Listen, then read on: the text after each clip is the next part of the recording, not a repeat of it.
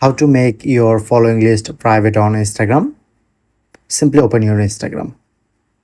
Press on profile. Press on three line at the top right corner. Scroll down, showing it to account privacy. You just make it to your private account.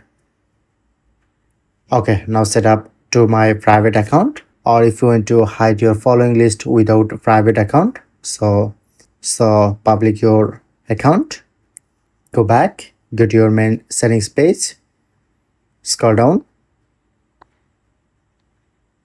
and you get help option. Press on report a problem and select report problem without shaking.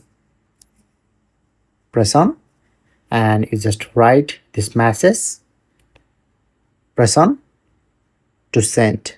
So just wait some hour, then Instagram team fix this issue. That's it.